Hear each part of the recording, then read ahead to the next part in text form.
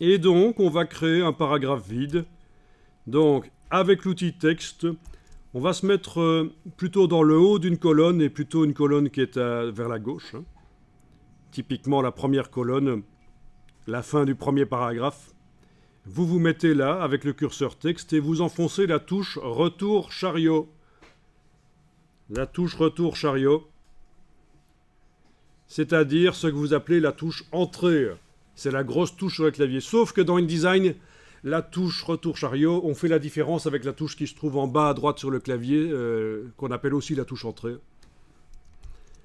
Donc c'est la touche retour chariot. Sur mon visualiseur de clavier, je vous montre, c'est évidemment celle-là. Et dans beaucoup de logiciels, quand on enfonce celle-là ou celle-là, ça revient au même, mais pas dans InDesign.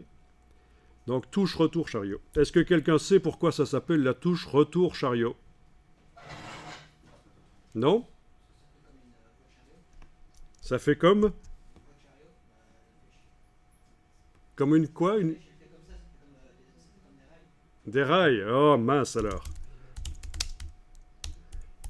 C'est pas ça. Donc la touche retour chariot. En fait, il va falloir que vous compreniez que beaucoup de choses que vous manipulez en infographie sont des transcriptions de choses qui existaient avant. Et alors, vous avez ici des machines, voilà, des machines à écrire. Et vous avez, sur la machine à écrire, une petite manivelle qui est là et qui sert à, une fois qu'on est arrivé au bout de la ligne, à faire passer le rouleau pour recommencer au début d'une ligne. D'accord? Vous avez déjà vu une machine à écrire. Eh bien, c'est ça, en fait.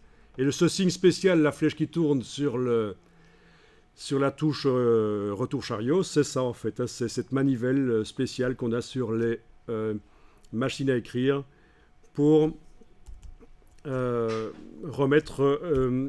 recommencer à taper en début de ligne.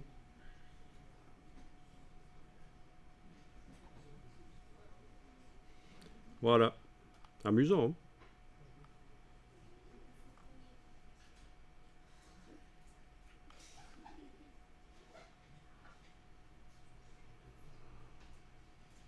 Voilà. Et vous avez ici le levier de retour chariot.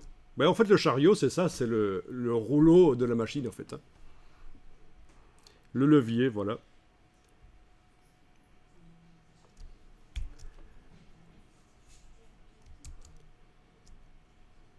Et alors, ceci, tant qu'on y est, ce signe-là bizarre, c'est quoi? Hein?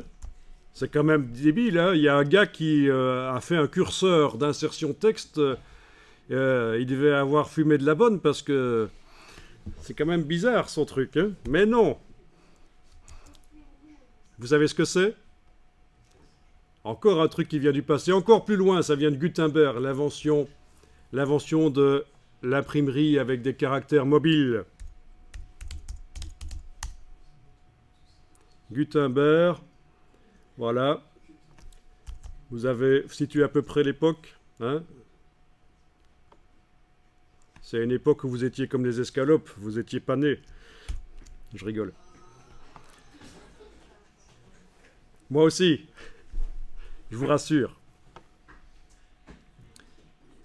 Alors là, je tape composteur imprimerie et je vais aller voir les images. Et vous tombez sur des